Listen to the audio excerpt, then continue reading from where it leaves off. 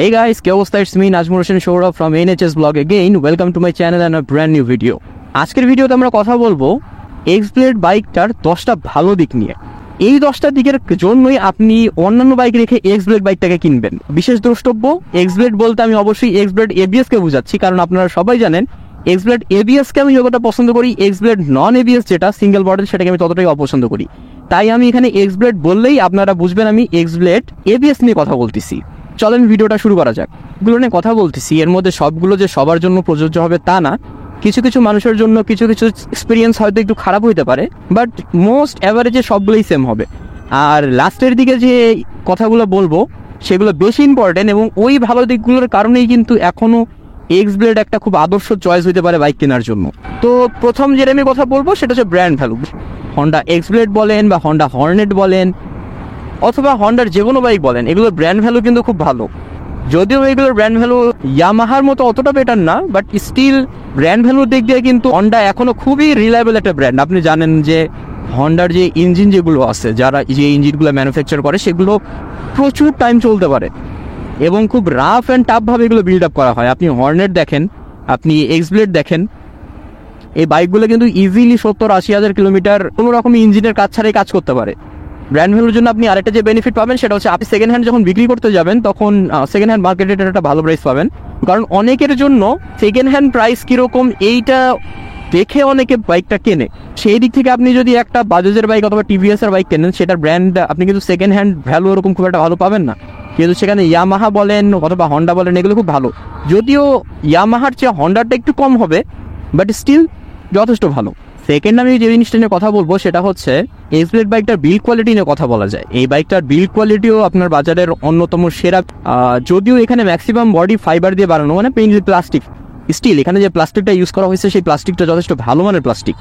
আমার হাতে আমি এতদিন ধরে অলমোস্ট 15,000 কিলোমিটার চালানো অলরেডি হয়ে গেছে, বাট স্টিল এখন এর ফাইবার বলেন অথবা কোনো কিছুতে কোনো রকমে বেন্ডিং অথবা ফাইবারের মধ্যে গ্যাপ আসা, যে জিনিসগুলো আপনার ট্যাঙ্কের ফাইবারগুলোর যে প্যানেল আছে সেই প্যানেলের মধ্যে গ্যাপ চলে আসে, কিন্তু আপনি দেখতে পারেন যে এইখানে ওই জিনিসটা নাই। এখানে প্যানেলের গ্যাপ ট্যাপ ওই জিনিসটা কখনোই আসে না। এক্সব্লেড একদম শুরু থেকে যতগুলো ইউনিট সেল হয়েছে আমি কোনোটা দেখি নাই যে খুব জিনিস তাড়াতাড়ি নষ্ট হয়ে যাচ্ছে বা কোনো জিনিস নষ্ট হয়ে গেছে। হন্ডার এটাই একটা ভালো দিক যে হন্ডার কোনো কিছু হুদাই নষ্ট হয়ে যায় না। অনেক বাইকের আছে দেখবেন যে হুট করে কোনো কারণ ছাড়া কোনো জিনিস প্যানেল বলেন কোনো কিছু নষ্ট হয়ে যাচ্ছে, বাট হন্ডার ক্ষেত্রে এই জিনিসটা হয় না। হন্ডার কোনো কিছুই হুট করে নষ্ট হয়ে যায় না। বিল্ড কোয়ালিটির দিক দিয়েও এটা one of the best bike in this segment in the market right now. এটা আমার হাত থেকে বেশ কয়েকবার পড়ছে, বাইকটা পড়ছে, একবার অ্যাক্সিডেন্ট করছে। প্যানেলগুলো যে ভাঙা অথবা কোনো পার্টস ভেঙে যাওয়া অথবা কোনো কিছু নষ্ট হওয়া, না, এরকম কোনো ইস্যু হয় নাই। এটা বিল্ড কোয়ালিটি খুবই ভালো। যারা রাফভাবে বাইক ইউজ করতে চান এক্সব্লেড তাদের জন্য খুব ভালো একটা চয়েস হতে পারে। নেক্সট যে ভালো দিকটা নিয়ে কথা বলতে চাচ্ছি সেটা হচ্ছে এটার সুইচ কোয়ালিটি। না, আমি বলতেছি না যে এটার সুইচগুলো খুব প্রিমিয়াম কোয়ালিটির না। এখানে যে সুইচগুলো ব্যবহার করা হয়েছে এগুলো কোনো সুইচই প্রিমিয়াম না, এগুলো একদম মডারেট মানের সুইচ, নর্মাল প্লাস্টিক ফাইবারের সুইচ, কিন্তু সুইচগুলো আবার লং লাস্টিং করে প্রচুর। মানে আমি দেখছি এরকম যে কিছু বাইকের ক্ষেত্রে সামান্য একটু বাড়ি টাড়ি খেলেই সুইচ ভেঙে যাচ্ছে অথবা কোনো কিছু বাড়ি না খায় জাস্ট ইউজ করতে করতেই সুইচ উঠে চলে যাচ্ছে, এরকমের সিচুয়েশন হয়। কিন্তু আমার এক্সব্লেডের ক্ষেত্রে আমি এই জিনিস দেখি না। এখানকার প্রত্যেকটা সুইচ এখনো অরিজিনাল ইনটেক আছে, 15,000 কিলোমিটার চালানোর ডান, বাট স্টিল এখনো পারফেক্ট কন্ডিশনে আছে। এখানে আপনি ফ্যান্সি কিছু জিনিস পাবেন না। পালসার এনএস এর মতো হয়তো লাইট জ্বলবে না অথবা থ্রিলারের মতো লাইট জ্বলবে না, কিন্তু সুইচগুলো লং লাস্টিং করার জন্য পারফেক্ট। এই এক্সব্লেড বাইকটা লিস্টে জায়গা করে নিতে পারে। এইটার আরেকটা কারণ এইটা হইতে পারে যে এই বাইকটার হ্যান্ডেলিং অনেক ভালো, এবং এই প্রাইজের বাকি বাইকের তুলনায় আমি বলবো হ্যান্ডেলিং অনেক ভালো। তবে হ্যাঁ, এর থেকেও ভালো হ্যান্ডেলিং এর বাইক আছে। হন্ডারই আরেক বাইক যেটা হচ্ছে হন্ডা হর্নেট, কন্ট্রোলিং আমার এর চেয়ে বেটার লাগছে। আমার জিক্সার মনোটনের কন্ট্রোলিং এর চেয়ে বেটার লাগছে, বাট স্টিল এইটার বেটার। এইটার হ্যান্ডেলিং কোনো অংশে কম না, খুবই সুন্দর হ্যান্ডেলিং করা যায় এই বাইকটা দিয়ে। অনেকেই এই জায়গা থেকে ভিডিওটা দেখা ছাড় দেবে, বাট ফার্স্ট অফ অল আমার কথাটা পুরোপুরি শোনেন, তারপরে ভিডিও থেকে যান ভাই। এইখানে চাকা দুইটার যে রেশিও দেওয়া হয়েছে, প্রথম সামনে দেওয়া আছে 80 সেকশন, পিছনে দেওয়া আছে হচ্ছে 130 সেকশন। এইটার কারণে আমি বলবো বাইকটার ফ্লিকারিলিটিটা খুবই ভালো। এটা খুব সুন্দর ফ্লিক করা যায় এবং এইটা যে কোনো গ্যাপ যে কোনো কিছুর মধ্যে খুব ইজিলি চালানো যায়। এটার হ্যান্ডেলিং তুখার। এইগুলো বাইক যেগুলো বাইক আমরা ইউজ করতেছি এগুলো বাইক মেইনলি হচ্ছে ডায়মন্ড ফ্রেমের তৈরি হয়। তো এই ডায়মন্ড ফ্রেমগুলো আপনি বাকি যে বাইকগুলো আছে সেগুলো চালায় দেখেন, সেগুলোতে আপনার মধ্যে হয়তো সামনের দিকে একটু ভারী মনে হবে, পিছনের দিকে একটু ভারী মনে হবে, অথবা মানে ওই লেভেলের একদম পারফেক্ট যে সুইট স্পট যে ব্যালেন্সটা, ওইটা আমি খুব একটা বাইকের মধ্যে দেখি নাই। এক্সব্লেড বাইকটার ক্ষেত্রে আমি এটার ব্যালেন্সটা কখনোই ফিল করি নাই যে এর থেকেও বেটার হওয়া উচিত ছিল। নেক্সট আমরা এটার যে ভালো দিক নিয়ে কথা বলতে পারি সেটা হচ্ছে এটার ইঞ্জিন কোয়ালিটি। হন্ডার ইঞ্জিনগুলো সবগুলোই একদম টপ নচ কোয়ালিটির হয় এবং এক্স ব্লেডের ক্ষেত্রেও সিমিলার। ইভেন এক্স ব্লেডের কিছু ভালো দিক আছে, হর্নেট, হন্ডা এক্স ব্লেড আর ইউনিকর্ন, এই যে তিনটা বাইক আছে, এর মধ্যে ইউনিকর্নটা বাংলাদেশে প্রেজেন্ট না, বাট এই তিনটা বাইকেরই ইঞ্জিন কিন্তু এক্স্যাক্টলি সেম। হন্ডা হর্নেটের থেকেও কিন্তু হন্ডা এক্স ব্লেডের ইঞ্জিনটা একটু বেশি রিফাইন্ড। কিভাবে? এখানে একটা ভাইব্রেশনকে কাউন্টার করার জন্য ভিতরে একটা কাউন্টার ওয়েট দেওয়া থাকে। হর্নেটে কিন্তু সামান্য কিছুটা ভাইব্রেশন আসে, যদিও সেটাও খুব মিনিমাম, বাট স্টিল ওখানে কিন্তু কিছুটা ভাইব্রেশন আসে, যেটা এক্স ব্লেডের টোটালি নাই। এক্স ব্লেডের ইঞ্জিন একদম স্মুথ, এটা 7 থেকে 10,000 RPM পর্যন্ত চলে যায় কিন্তু কোনো ভাইব্রেশন করে না। আমি দেখছি এটাতে লিটারেলি কোনো ভাইব্রেশন নাই। আপনি যে রেঞ্জেই যান না কেন, যত স্পিডেই উঠেন না কেন, টপে চলে যান, ভাইব্রেশন পাবেন না।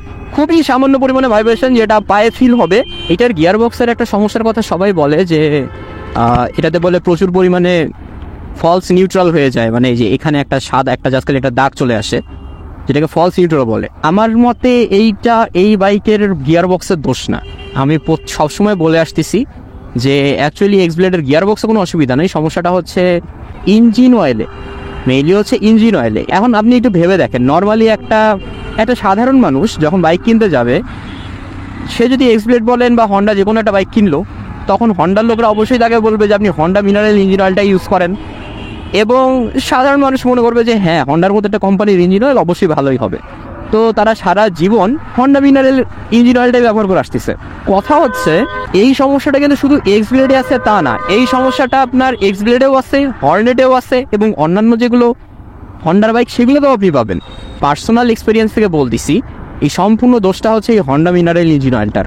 আমি যতদিন এই ইঞ্জিন অয়েলটা ব্যবহার করছি, অ্যাকচুয়ালি প্রথম 3টা ড্রেইন তো মিনারেল দিয়েই দিতে হয়, না হলে টাকা নষ্ট হয়। তো ওই 3টা ড্রেইনেই আমি মেইনলি ফলস নিউট্রালের সমস্যাগুলো পাইতাম, এবং আমি দেখছি যে বাকি যারা এক্স ব্লেডের ইউজার আছেন তাদেরও সেম কমপ্লেন। যতদিন তারা হন্ডা মিনারেল ইউজ করছে তারা অসুবিধা পাইছে, যখনই তারা হন্ডা মিনারেল চেঞ্জ করলে অন্য কোনো সিনথেটিক অথবা সেমি সিনথেটিক বলেন, ইভেন অন্য কোনো মিনারেল ইঞ্জিন অয়েলও শিফট করছে, তারপর থেকে তাদের ওই সমস্যাটা নাই। আমার ক্ষেত্রে আমি এখন মোটো 71000 10W30 এই ইঞ্জিন অয়েলটা ইউজ করি। এটা একটা ফুল সিনথেটিক ইঞ্জিন অয়েল, এবং আরে সুন্দর তো এই ইঞ্জিন অয়েলটা ইউজ করি। যতদিন ধরে আমি এই ইঞ্জিন অয়েলটা ইউজ করতেছি, এই আমার অলমোস্ট 12,000 কিলোমিটার চালানোর অভিজ্ঞতাতে আমি বলবো আমি ফলস নিউট্রাল সমস্যা আর পাইনি যখন থেকে আমি মিনারেল ইঞ্জিন অয়েলটা চেঞ্জ করছি।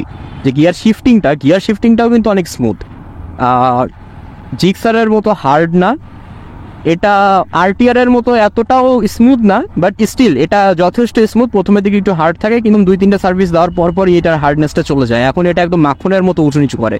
তবে অবশ্যই আপনাকে খেয়াল রাখতে হবে যে আপনার যে ইঞ্জিন অয়েলটা ইউজ করতেছেন, ইঞ্জিন অয়েলটা যেন বেটার হয়। ইঞ্জিন অয়েল যদি বেশি পুরনো হয় তাহলে আপনার গিয়ার হার্ড হয়ে যাবে, অথবা ইঞ্জিন অয়েল যদি ভালো না হয় তাহলেও আপনার গিয়ার শিফটিংটা হার্ড হয়ে যাবে। তো আপনার ইঞ্জিন অয়েলটা ভালো রাখেন, এটার গিয়ার বক্স যেমন স্মুথ, গিয়ার শিফটিংটাও অনেক স্মুথ। তো আমি এদিকে বলবো যে হন্ডা এক্স ব্লেডের যে গিয়ার বক্স, এটা আমার কাছ থেকে থামস আপ পাওয়ার যোগ্য। মিলিটি নিয়ে তো কোনো কথা হবেই না। এই বাইকটা এখন সারা বাংলাদেশে খুবই চলে। আপনি যদি ঢাকাতে দেখেন, ঢাকাতে প্রতি 10টা বাইকের মধ্যে অ্যাটলিস্ট 2টা বাইক তো আপনি এক্স ব্লেড পাবেনই। অ্যাভেলেবিলিটি নিয়ে কোনো সমস্যা হয় না। কিন্তু এটাও মজার বিষয় যে এইটার যে পার্টসগুলো আছে, প্রত্যেকটা পার্টসই লং লাস্টিং করে।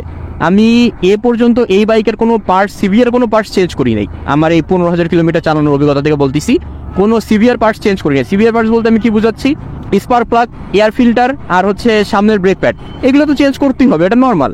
কিন্তু এইটা বাদে ইভেন পিছনের ব্রেক প্যাডটাও এখন আমার এরকম চেঞ্জ করা হয়নি, স্টকটাই চলতেছে। এটা বাদে আপনি চেইন বলেন, স্প্রকেট যেগুলো আছে, স্প্রকেটগুলো খুব সুন্দর চলতেছে। মানে এখনও আমার স্প্রকেটগুলোর অবস্থা খুবই ভালো আছে, নষ্ট হয় নাই, কিচ্ছু হয়নি। এখনও এগুলো দিয়ে ইজিলি আমি ভাবতেছি আমি 20,000 কিলোমিটার পার করে ফেলতে পারবো। অনেকে বলে যে এক্স ব্লেডের চেন ঘন ঘন লুজ হয়ে যায়, আমার কাছে মনে হয় না এক্স ব্লেডের চেন ঘন ঘন লুজ হয়ে যায়। চেইন থেকে অনেক শব্দ হয়, চেইন থেকে শব্দ তখন হবে যখন আপনি এইটার চেইনকে লুব্রিকেটেড রাখবেন না। প্রতি 1000 কিলোমিটারে একবার চেইন যদি লুপ করে ফেলেন, তাহলে এইটার চেইন থেকেও তেমন আর মেজর কোনো সাউন্ড আসে না, চেইনটাও খুব ভালো যথেষ্ট আছে। এইটা দিক দিয়ে বলবো যে পার্টস অ্যাভেলেবিলিটি এবং পার্টসের লাস্টিংয়ের দিক দিয়ে x blade can B a good choice. Next এটার ভালো দিক নিয়ে যদি কথা বলি, তাহলে এটা বলতে হবে এটা riding comfort and pillion comfort. এখন রাইডিং কমফোর্ট আসলে অনেক জিনিসের উপরে ডিপেন্ড করে, কিন্তু পিলিয়ন কমফোর্ট মেইনলি ডিপেন্ড করে হচ্ছে সিটের উপরে। সিট কন্ডিশন কেমন, সিট কেমন। এখন অনেকেই আবার বাইক কেনেন হচ্ছে তার সাথে বেবি ওয়াইফ এরা সাথে থাকবে, তো এই টাইপের যদি হয়, তো তাদের কথা কল্পনা করলেও বাজারে যে কটা বাইক আছে তার মধ্যে হাতে গোনা কয়েকটা বাইকের পিলিয়ন সিট হচ্ছে লং পিলিয়ন সিট। যেমন আপনি পালসার UG5 যেগুলো আছে সেগুলোতে হয়তো সিটটা বড় পাবেন, বর্তমান টাইমে পালসার কেনা যুক্তিসঙ্গত না। RTR 4B পাবেন, সেটার রাইডিং সিটটা অনেক ভালো, সেটার পিলিয়ন সিটটা অনেক ভালো, এক্সপ্লেডের পিলিয়ন সিটটা অনেক ভালো, সফট, যথেষ্ট বড়। আর এইটা বাদে বাকি যেগুলো আছে আমার জানা মতে এই মুহূর্তে আমার মাথায় যেগুলো আসতেছে আর কি, যেমন হর্নেট বলেন অথবা জিক্সার মনোটন বলেন অথবা জিক্সার V2 বলেন, ইভেন FZ ভার্সন 2 এটারও সিট কিন্তু স্প্লিট সিট। আর স্প্লিট সিট হওয়ার কারণে এইগুলার রাইডিং কমফোর্ট পিলিয়নের জন্য খুব একটা ভালো হয় না। কিছু কিছু বাইক আছে যেটার সিটে বসলে কিছুক্ষণ পরে পাছার জায়গাতে থাকে না, ব্যথা হয়ে যায়। তো এক্সপ্লেডের ক্ষেত্রে এই জিনিসটা না। আমি মোটামুটি এটা দিয়ে 200-300 কিলো টানা ট্রাভেলই করি, ঢাকা থেকে বাসাতে বাইকেই যাতায়াত করি। এই 200 কিলো 210 কিলোর মতো জার্নি আমাকে টানাই করি আমি কোনো রকমের ব্রেক ছাড়া, এবং আমি স্যাটিসফাই অজয়, আমার পা ব্যথা পিছন ব্যথা কখনোই হয় নাই। তো আমি এদিকে বলবো যে হ্যাঁ, এটার পিলিয়ন সিট কমফোর্ট অনেক ভালো, লং রাইডে যাওয়ার জন্য এই বাইকটা আদর্শ। আর আপনার হাতের ব্যথা অথবা কোমরের ব্যথা যেটা, সেটা ডিপেন্ড করে হচ্ছে আপনাকে কতটা ঝুঁকে বসতে হচ্ছে না একটু ছড়ায় বসতে হচ্ছে, পশ্চারটা কীরকম হবে। তবে এর চেয়ে কমফোর্টেবল পজিশনের হ্যান্ডেলবার আছে। আমি FZ V2 বলেন অথবা ফেজার বলেন অথবা ভার্সন 3 বলেন, এদের কমফোর্ট এর থেকে বেশি হবে। এটার ব্রেকিং নিয়ে যদি কথা বলি তাহলে এই বাইকটা কেনার আমার অন্যতম প্রধান কারণ ছিল যে সবচেয়ে কম দামে রিলায়েবল ব্র্যান্ডের একটা ABS পাওয়া। এই বাইকটার ABS খুবই ভালো কাজ করে, আমি আজ পর্যন্ত এটার ABSকে কখনো মিসরিড করতে দেখিনি। বেশ কিছু বাইকের আমি শুনছি যে ABS বলে মিসরিড করে, যেমন মাঝে মধ্যে ABS লক হয়ে যায়, মাঝে মধ্যে কাজ করে না, এরকমও সিচুয়েশন হয়েছে। বাট আমি আমার এই 15,000 কিলোমিটার রাইডিং এক্সপিরিয়েন্সে বেশ ভালো কিছু জায়গাতে প্যানিক ব্রেক করছি, বেশ অনেকগুলোই প্যানিক ব্রেক করছি, বাট কখনো আমি এটার ABSকে মিস হইতে দেখি নাই। ABS একদম পারফেক্টলি এটার কাজ করছে, সব সিচুয়েশনেই খুব ভালোভাবে পারফেক্টলি ব্রেক করে। যারা সেফটির জন্য ABS রিলেটেড ABS-ওয়ালা বাইক নিতে চাচ্ছেন তাদের জন্য X-Blade can B a good choice. কারণ বাকি যেগুলো এক্সব্লেড ভার্সন আছে বাইকের, যেগুলো কোম্পানির বাইক আছে এক্সব্লেড-ওয়ালা, সেগুলো ম্যাক্সিমামেরই দাম অনেক বেশি। যেমন আপনি FZ ভার্সন 2 এর কথা বলেন, সরি FZ ভার্সন 2 তে তো ABS নাই, FZ ভার্সন 3 এর কথা যদি বলেন, FZ ভার্সন 3 তে ABS-ওয়ালাটার দাম অলমোস্ট 2,60,000 টাকার উপরে। জিক্সার ভার্সন 2 এর কথা বলেন, সেখানেও প্রাইস অলমোস্ট 50-এর উপরে চলে যাবে। N160 কথা বলেন, সেটারও দাম বেশি। N250 দাম বলেন, সেটারও দাম বেশি। ABS মডেলগুলোর মধ্যে এইটার দাম কম, বাট পারফরমেন্স অনেক ভালো। আমি কিন্তু এটাতে শুধু ABS এর কথা বলতেছি, আমি কিন্তু চাকার কথা বলতেছি না। কারণ এটা সামনের চাকা যেটা মানে টায়ার আছে, টায়ারের কোয়ালিটি কিন্তু খুব একটা ভালো না, সেগুলো কিন্তু স্কিড করে। একটা রিজনের জন্য এখনো এক্সব্লেড ABS মানুষের মনের মধ্যে জায়গা করে আছে এবং এখনো প্রচুর পরিমাণে সেল হচ্ছে, এবং আপনার চয়েস লিস্টে 1 নম্বরে রাখতে পারবেন, সেটা হচ্ছে এটার মাইলেজ। এক্সব্লেড ABS এই বাইকটা আমার দেখা একমাত্র 160 সিসির বাইক যেটা FI ইঞ্জিন না হওয়া সত্ত্বেও, মানে কার্বোরেটর ইঞ্জিন নিয়ে অলমোস্ট 60 কিলোমিটার পার লিটারের মাইলেজ দেয়। আমার বাইকটা এখন চলতেছে 15,000 কিলোমিটার প্রায়। আমার বাইকটা স্টিল এখনও আমি 55 থেকে 58 পর্যন্ত মাইলেজ পাই, আমি কখনো এর নিচে মাইলেজ পাই নাই। আমার বাইক প্রথমের দিকে মাইলেজ দিচ্ছে সেই 60 থেকে 61 এরকমও মাইলেজ পাইছি আমি, এবং থ্রু দ্য হোল ইভেন্ট আমার বাইক কখনো 55 কিলোমিটার পার লিটারের নিচে মাইলেজ দেয় নাই। সেটা আমি যতই রাফ চালাই না কেন, অবশ্যই একটা হাতের একটা ব্যাপার আছে, আমি বলতে পারি যে আমি বাইক ভালো চালাই। আমি বাইককে খুব সুন্দর গিয়ার রেশিও মেনটেন করে RPM মেনটেন করে চালাতে পারি, যেটা হয়তো অনেকে পারে না, এবং এইটার কারণে আমি মাইলেজ বেশি পাই, সেটা মানি। আমার হাতে যে কোনো বাইক দিলে আমি সেই বাইক থেকে ইজিলি 45 উপরে মাইলেজ তুলে আনতে পারবো। বাট এক্সব্লেডে কোনো রকমের এফোর্ট ছাড়াই 55 থেকে 60-এর কাছাকাছি মাইলেজ দেয়। এই একটা কারণে অনেকের চয়েস লিস্টে এক্সব্লেড সবার উপরে থাকে এবং সবার উপরে এখনও আছে। কারণ রিসেন্ট যে মডেলগুলো আসছে এক্সব্লেডের, সেইগুলোও এই লেভেলের মাইলেজই দেয়। এই হিসাবে এই বাইকটার মাইলেজ পাওয়ার ডেলিভারির যদি কম্পেয়ার করি, একদম পারফেক্টলি সিঙ্ক্রোনাইজড, যথেষ্ট পাওয়ারফুল একটা ইঞ্জিন, ইজিলি 128-30 টাচ করতে পারে। আর সিমিলার ভাবে যথেষ্ট ফিউয়েল ইকোনমি দেয়, ইজিলি 55 থেকে 60 লিটার মাইলেজ দিয়ে দেয়। তো এই ছিল আমার আজকের ভিডিওতে কথা বলার টপিক। আমি আই হোপ আমার মাথায় যেগুলো টপিক ছিল এই 15,000 কিলোমিটার পরে আমি সবগুলো কভার আপ করে ফেলছি। অ্যান্ড আজকের ভিডিওটা এখানে শেষ করে দেই। এখন এই বাইকটা কিনবেন কি কিনবেন না সেটা জানার জন্য অবশ্যই আপনাকে এইটার খারাপ দিক যেগুলো আছে সেইটাও দেখতে হবে। এইটার খারাপ দিক নিয়ে করা ভিডিও আমার চ্যানেলে চলে আসবে, আপনারা চ্যানেলে চোখ রাখবেন। তো আজকের ভিডিও এখানেই শেষ করে দেই। Hope you guys a good day. Next video আসা পর্যন্ত ভালো থাকবেন, সুস্থ থাকবেন, আমার জন্য দোয়া করবেন। আর আজকের মতো সায়োনারা।